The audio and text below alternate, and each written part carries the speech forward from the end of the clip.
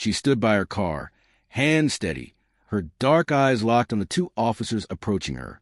Amélie Kouassi, a 32-year-old woman with soldier's posture, wore her French Army uniform with pride. The evening was cool, the streetlights casting long shadows on the pavement of this sleepy town just outside Paris. The officers, Marc Dubois and Julien Lefebvre, had been patrolling the area for hours, their shift dragging with the monotony of small-town policing. Amélie's car, a modest sedan, had a taillight flickering just enough to give him a reason to pull her over. Marc, the senior officer, stepped forward first, his flashlight cutting through the dusk. His voice carried the weight of routine authority. "Madam, your taillight is out. License and registration, please." His tone was firm, but his eyes lingered on her uniform, a flicker of curiosity passing through them. Julien, younger and less seasoned, stood a step behind, his hand resting casually on his belt, watching her every move. Amélie nodded, her movements deliberate as she reached for her documents. "Of course, officer," she said, her voice calm but carrying a quiet strength. She handed over her military ID alongside her driver's license. Marc raised an eyebrow as he scanned the ID, noting her rank, Capitaine Amélie Kouassi, French Army. He exchanged a glance with Julien, who shrugged slightly, as if to say this was just another stop, nothing special. "Do you know why we pulled you over?" Marc asked, his tone softening slightly, but still formal. "Yes, the taillight," Amélie replied. "I'll have it fixed tomorrow morning. I'm on my way home from the base." Julien stepped closer, his curiosity piqued. "You're military, huh? What do you do exactly?" His question wasn't hostile, but there was an edge to it, a subtle challenge that Amélie didn't miss. "I serve in intelligence," she said simply, her gaze steady. "I analyze threats, coordinate operations, that sort of thing." The officers exchanged another look, this one less certain. Marc handed her documents back, but his posture stiffened. "Step out of the vehicle, please," he said, his voice now clipped. "We need to check a few things." Amélie's expression didn't waver, but her mind was racing. She knew this dance, knew the shift in tone, the sudden escalation that often came when a black woman in France found herself under scrutiny. She complied, stepping out of the car with the same measured calm she'd honed over years of military training. Her uniform was immaculate, her boots polished to a shine, but she could feel the weight of their gazes, searching for something to pin on her. "Is there a problem, officers?" she asked, her voice polite but firm. Julien smirked, though it was more nervous than malicious. "Just routine, madam. We need to make sure everything checks out." They asked her to open the trunk, to answer questions about where she'd been, where she was going. Amélie answered each question with precision, her words clipped but never defensive. She knew better than to give them an excuse. Still, the questions grew sharper, their tone more probing. Marc asked about her military service, her accent, her origins. Amélie, born in France to Ivorian parents, answered without hesitation, but she felt the familiar sting of being made to justify her existence. Then came the moment that changed everything. Marc, glancing at her ID again, noticed a discrepancy, or so he claimed.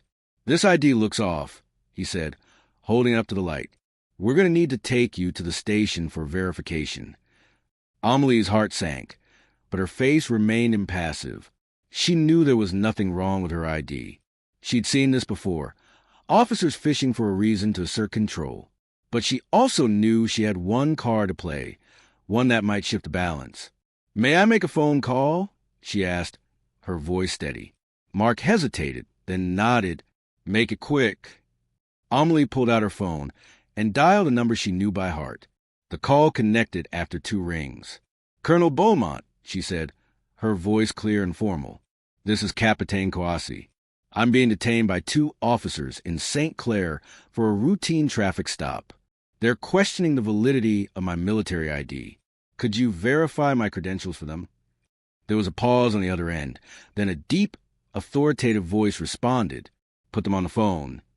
Amélie handed the phone to Marc, who took it with a mix of skepticism and unease. "This is Officer Dubois," he said, his voice less certain now. The conversation was brief, but Marc's face changed as he listened.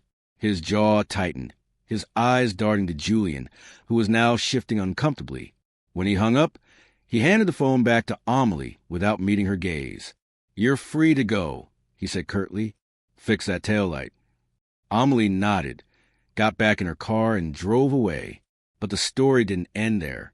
That single phone call had set something in motion, something neither officer could have anticipated. The next morning, Mark and Julian reported to their precinct as usual, but the air felt different. Their supervisor, Lieutenant Claire Moreau, called them into her office before they could even grab their coffee.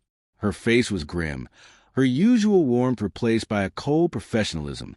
"You two made a stop last night," she said, not a question but a statement. "Capitana me di questi." "Care to explain?" Mark frowned, confused. It was routine, Lieutenant. Her taillight was out, and her ID looked suspicious. "We followed protocol." Claire's eyes narrowed. "Protocol? You detained a decorated military officer for nearly an hour over a taillight. You questioned her credentials, her background, and then she made a call to Colonel Beaumont, head of military intelligence for the region. Do you have any idea what you've stepped into?"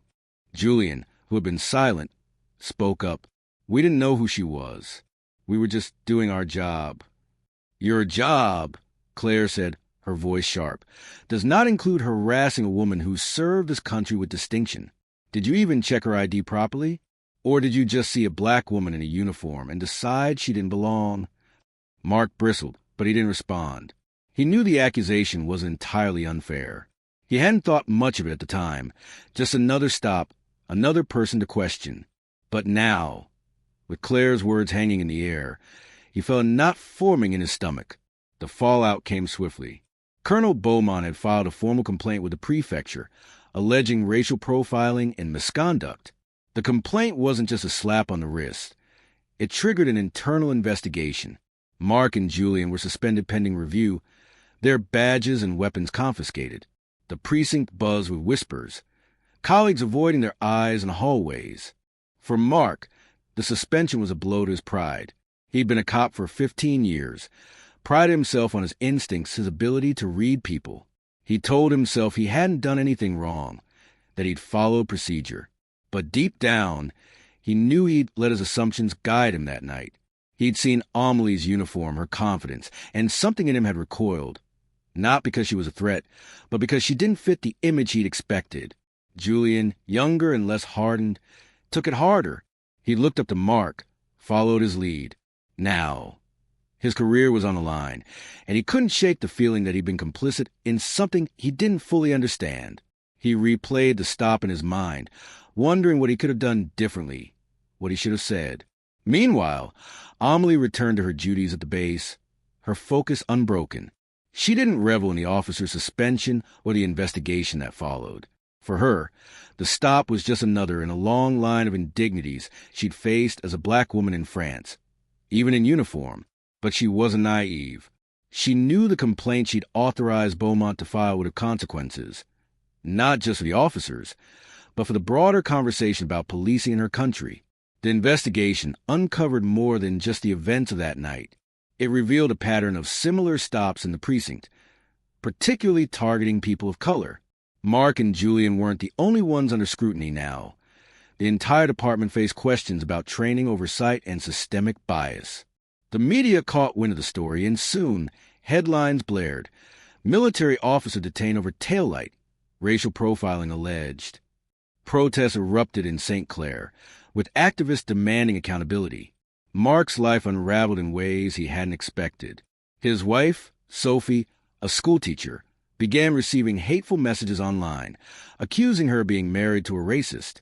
Their teenage daughter, Elise, stopped speaking to him, ashamed of the headlines bearing her father's name. Mark tried to explain himself, to tell them it was a misunderstanding. But the words fell hollow even to him. Julian, meanwhile, withdrew into himself. He'd always wanted to be a cop, to make a difference. Now, he wondered if he'd chosen the wrong path. He spent hours scrolling through X, reading posts about the case, some defending the police, others condemning them. The vitriol on both sides left him dizzy, unsure of where he stood. Amelie, for her part, was called to testify before a review board. She spoke clearly, factually, recounting the stop without embellishment. She didn't accuse the officers of malice, but she didn't shy away from the truth. They treated her like a suspect, not a citizen, and certainly not a fellow servant of the state. Her testimony was measured, but its impact was seismic. The board recommended reforms, including mandatory bias training and stricter oversight of traffic stops. The consequences rippled outward. Mark was demoted, his pension at risk.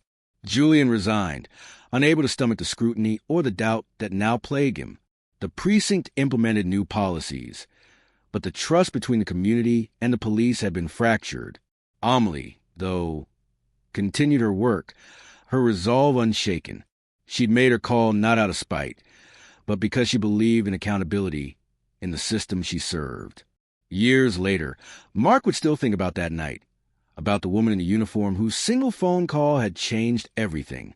He'd wonder if he could have handled it differently, if he could have seen her for who she was, a soldier, a citizen, a person. Julian, now working security at a mall, would carry the weight of that night too, a reminder of how quickly a routine moment could spiral into something life-altering. Amelie never forgot either, but for her, it was just one chapter in a longer story, one of resilience, of standing tall, of refusing to be diminished. Her call had been a spark, igniting change not just for her, but for countless others who'd faced the same scrutiny. And in that small town, under those streetlights, a single moment had reshaped lives, forcing a reckoning that none of them could escape.